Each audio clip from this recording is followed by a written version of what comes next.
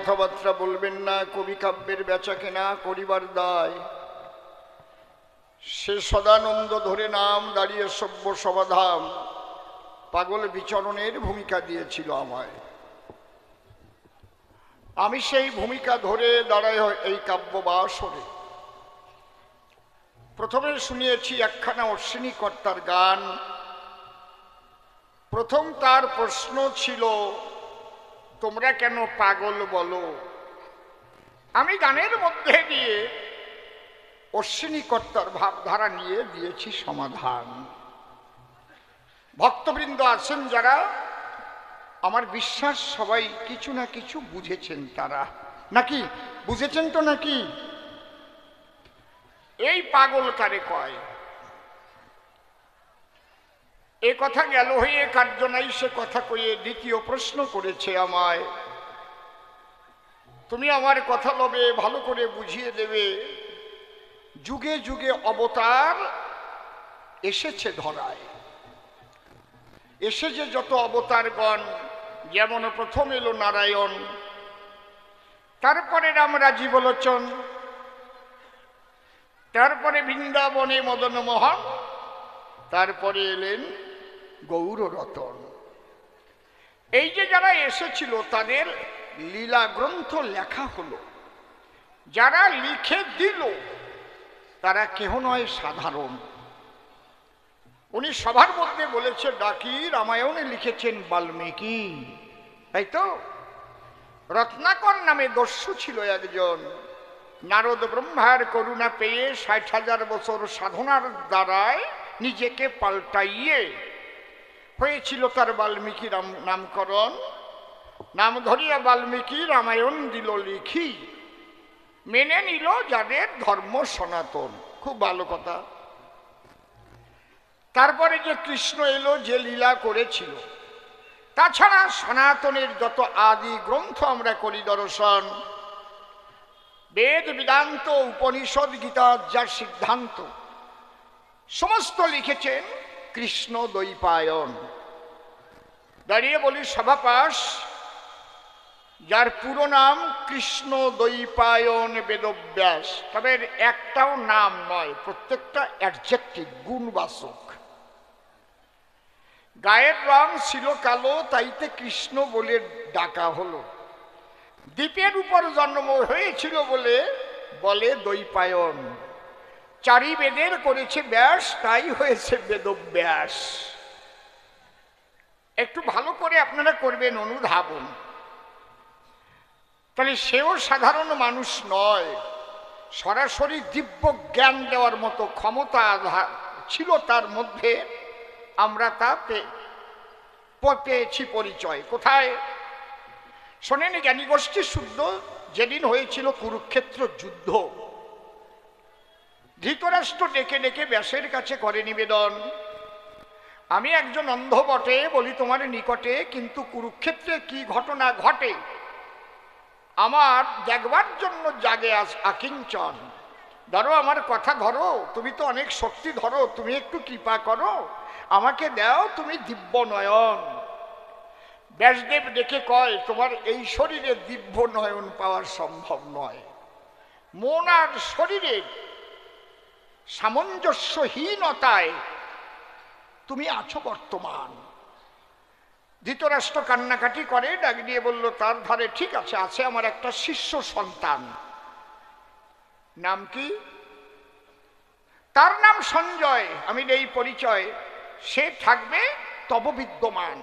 মনে আমার আছে, ভাবো, তাকে দূরদর্শনের ক্ষমতা আমি দেব। যুদ্ধ দেখে কি ঘটনা ঘটছে বলে দেবে তোমাকে, জুড়াইবে তোমার ত্রিতাবদগ্ধ প্রাণ, তাহলে হবে। এই সঞ্জয়কে দিব্য দৃষ্টি ব্যাসদেব দিল, এত ক্ষমতা ব্যাসের ছিল। সেই সঞ্জয় বসে বসে ধৃতরাষ্ট্রের পাশে কুরুক্ষেত্র যা ঘটেছিল তাই বলে দিল। এই জন্য দেখবেন গীতা পড়ে, গীতার ভেতরে প্রথমই হচ্ছে বিষাদ যোগ, তার মধ্যে প্রথম হচ্ছে ধৃতরাষ্ট্র উবাচ। এখানে 4 জনের উবাচ আছে, 4 জন। এক হচ্ছে ধৃতরাষ্ট্র, আর এক হচ্ছে সঞ্জয়, আর এক হচ্ছে ভগবান, আর এক হচ্ছে অর্জুন।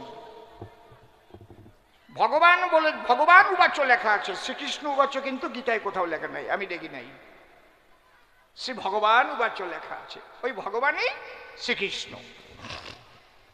যেমন আমার নাম ধরে কি সবসময় সবাই ডাকে নাকি সরকার মশাই ভালো আছেন, কয় নাকি অসীম সরকার মশাই ভালো আছেন, অসীম সরকার মশাই ভাত খাইছেন, অসীম সরকার মশাই কখন আইছেন, অসীম সরকার মশাই শরীর কেমন আছে, এরকম কয় নাকি সরকার মশাই আছেন তো ভালো নাকি, বুঝতে পারছেন?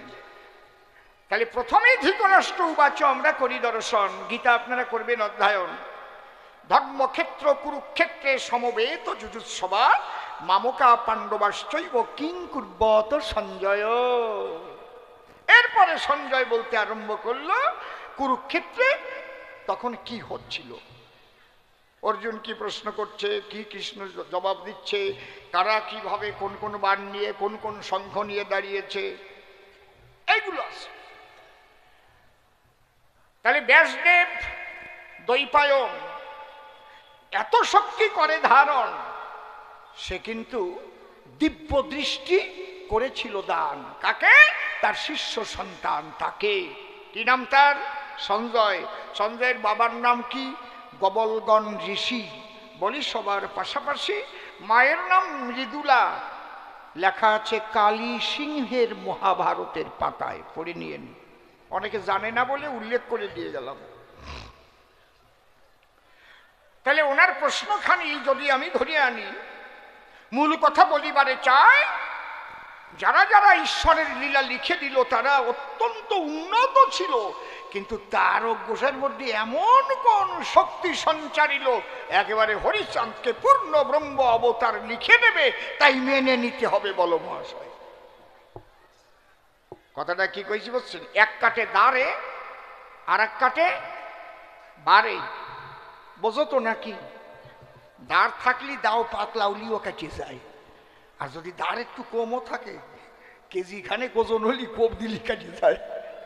এক কাটে দাঁড়ে এক কাটে বাড়ে। তাহলে কি ধার বার ছিল তার অক্ষরকারের ভিতরে, যে সে দিল লিখন করে হরিচাঁদ পূর্ণ ব্রহ্ম পরম দয়াময়, তাই লক্ষ লক্ষ মানুষ নিতেছে মেনে। ওইটা জানবার জন্য তোমার সন্নিধানে আমি হয়েছি উদয় বাবা। কারণ ঘরে গিয়ে ছেলে পেলে আমার কাছে ডেকে বলে আজকে যেন একটু নতুনত্ব আলোচনা হয়। তারা আছে নাকি এই জায়গায়? হ্যাঁ আছে। চুপ করে থাকেন সবে, কথাগুলো শুনে ভাবতে হবে। আপনারা রমণী কর্তার নাম করেছেন শ্রবণ, যার নাম ছিল রূপ গোসাই বলে ডাকতো মতুয়াগণ। নাম শুনেছেন রূপ গোসাই? কেউ শুনেছেন রূপ গোসাই নাম? বাহ, হাত তোলেন। সবাই জানে না তো? এরা যারা বর্তমান প্রজন্মের, ওরা কি করে জানবে? হরিলীলামৃত পড়তে হবে, তাহলে বোঝা যাবে যে প্রথম কে হরিলীলামৃত প্রকাশ করেছিল। এই যে রমণী নাম ছিল তার, রমণী ভালোবাসত সবসময় রমণী, আর অপকর্ম করিত সাধন, ডাকাত, বেকায়দা, লাঠিয়াল। চেহারাও যেমন এখনো ফটো দেখলি বোঝা যায় কেমন, কিরকম মদ্য। 7 ফুট 7.5 ফুট হয়ে যাবে না মনে হয়, বুঝতে পারিস? তা আগে তো মিলে ছিল, পরগনা ছিল, সমাজিকা নিয়ে বাস করত, আপনারা জানেন ভালো। তাই রমণীর উচ্ছৃঙ্খলতা দেখে মিটিং করলো মিলা পরগনার লোকে, তার ভাইদেরকে বলল ডেকে, তোমার এই দাদাকে কিন্তু বাঁচায় রাখা সম্ভব নয়। কারণ কেউ বিয়ে করে নতুন বউ আনলে ঘরে যদি রমণীর চোখ একবার পড়ে, তাহলে তার বিছানায় একটা ছুটি দিতে হয়, নয়তো কাটিয়ে ফেলবে। দিবি না মানে মারিয়ে ফেলবো। যা, কত বড় খারাপের খারাপ, কত বড় রত্নাকরের চাইতে খারাপ নাকি? সুন্দরী বউ আনলে ঘরে রমণীর চোখে যদি পড়ে, বলবে তোর বউটার আজকে আমার দ্বারে পাঠাই দিস, এক রাত থাকিয়ে তারপরে যাবে নে তোর দ্বারে। না দিলি ক্যাচান দেবা না, মানুষ ছিল, সে কথা বলা ভালো। মিলে পরগনায় সায় দিয়ে দিল। কয় ভাই সেখানে উপস্থিত ছিল, বলে ওই বাইরে তোমরা খুন করে ফেলো, আমরা কোনো কেস করব না, যা মারি ফেলো, ওরম বাইরে আমাদের দরকার নাই। ওই গ্রামে তারক গোসাই গান করিতে যায়। হায় হায় হায়, ওই রমণী যিনি, এই যেমন বহু জ্ঞানী গুণী এখানে নিয়েছেন আসন, তাছাড়া চারিধারে অনেকে দাঁড়ায় পড়ে কবি গান করতেছে, শ্রবণ আছে না, আমি হয়তো অনেকে দেখতেও পারতেছি না। ওই আসরের কোনো এক কোনায় চুপ চুপ করে দাঁড়াইয়ে তারক গোসাইয়ের গান শুনে রমণীর মন বিগলিত হয়ে যায়। সে কি দেখেছিল তা সে জানে, আমি বলবো কি করে আপনাদের সন্নিধানে। রমণী বাড়িতে এসে ভাইদের ডাক দেয়, ভাই তোরা কে কোথায়, এই দিকায় কি বহু কবিরা যোজা কত কিছু আনছিস তো আমারে ভালো করার জন্য? হ্যাঁ। তাবিজ কবজ তো কম দিস নাই? না। মিলে পরগনা মিলে তোরা মিটিং মাটাংও করেছিস? করেছি। আমার হেন মনে লয় যে লোকটা আজকে কবি গান গায়, সেই লোকটা যদি এই বাড়ি করতো পদার্পণ, সে যদি আমার কৃপা করে তাহলে আমি ভালো হব চরাচরে। তারে তোরা একটু পর নিমন্ত্রণ। কি বলবো তোদের ঠাই, আমি এমন মানুষ আজ দেখি নাই যে যার গানে আমার মন প্রাণ করেছে হরণ। ভাইদের মন কি আনন্দ ভরেছে তখন। আরে বাবা, দাদারে জড়াই ধরেছে, দাদা এতদিন পরে কি বললে, আমরা ভোর বেলায় যাচ্ছি। ভাইয়েরা সব চলে গেছে, তারক গোসাই ভোরে প্রাতঃভ্রমণে বেরিয়েছে, হরিনাম করছে, বেরোচ্ছে। ওরা গিয়ে তারক কর্তার পায়ে পড়েছে। সরকার মশাই, একটা নিবেদন আপনার রাঙা পায়ে। কি? আমাদের দাদা রমণী নাম তার, তার এত দুর্ব্যবহার তা বলা যাবে না দিয়ে ভাষায়। কত দুর্ব্যবহার হলে পরে মিলা পরগনায় একত্তরে তাকে মার্ডারের অর্ডার দেওয়া হয় এবং আমরা কেস করব না। তারপরে কি বলো? কিন্তু গতকাল আপনি গেয়েছেন গান, সেই গানে বিগলিত হয়েছে আমাদের দাদার প্রাণ, আমাদের পাঠিয়ে দিল। তাই ওই সরকার মহাশয় যদি আসে আমাদের আঙ্গিনায়, তার কৃপা করলে আমি ভালো হব রে ভাই। কয় দাঁড়াও, যে বাড়ি গান গাতে আইছি তাদের কাছে একটু শুনিয়ে মিলিয়ে নেই। শুনে নেবে না? বাড়ির মালিকের কাছে ডেকে ডেকে কয়, দেখুন তো কারা এসেছে, কোথায় যেতে কয়। কয় আরে এ তো রমণীর ভাই, কি ব্যাপার? কয় দাদা পাঠাই দিয়েছে যে আমাদের বাড়ি যায় সরকার মশাই, তাই দাদা ভালো হবে। না না সরকার মশাই, ওখানে যাবার অর্ডার আমরা দিতে পারি না, ও মোটেই ভালো না, আপনি ওখানে যাবেন না। কেন? ওর মতো খারাপ মানুষের মিলে পরগনার মধ্যে নাই। আপনি সরকার মশাই, ওখানে গেলে একটা ভেজাল করতে পারে। ও তাহলে আমি তো যাব। তার মশাই বলতেছি তাহলে আমি যাব। কি করেন আপনি? কয় দেখো, 10 ক্লাস পাস করার পরে তো তারপরে যাই 11 ক্লাস পরে মেট্রিক বলে যাবে। মেট্রিক পাস না করলে কি আইয়ে পড়ে? তাহলে পাস করা মানুষদের ভালো করার জন্য অন্য অন্য অবতারেরা এলো, আর আমার হরি ঠাকুর যিনি ফেল করা যে কয়টা, সেই কয়টারে বুকে টেনে দিলেন তিনি। প্রেমানন্দে একবার হরি হরি বলো। ভেবে দেখো তোমরা সবাই, ওকে দুষ্ট বলে যদি তার বাড়িতে আমি না যাই তাহলে সে তো কোনোদিনও আর ভালো হবে না। চলো, হাঁটা দিল তারক গোসাই। ওই বাড়ির সীমানায় যখন পা দিল, রমণী কর্তা দাঁড়াইয়াছিল। তারক গোসাই নয়নে নয়ন একবার মাত্র পড়ল। দীক্ষা আছে 2 প্রকার, কাণ্ড বড় চমৎকার, এগুলো জেনে নেওয়া ভালো। একটা শাক্ত মতে দীক্ষা কয় যেটা কানে কানে মন্ত্র দেয়, আর সম্ভবী দীক্ষা কারে কয় সেই রকম মানুষ হলে পরে তারা যদি দৃষ্টি দেয় কারো উপরে, দৃষ্টির সঙ্গে সঙ্গে কুণ্ডলিনী চেতন হয়ে যেতে পারে। এত বড় শক্তিধর মানুষ তারককর্তা ছিল সেই সময়। ওই চোখে চোখে যেই চোখ দিল, রমণী তখন কাঁদতে আরম্ভ করলো। কাজ হয়ে গেছে, ওই মন্ত্র তন্ত্র দেওয়া লাগে নাই।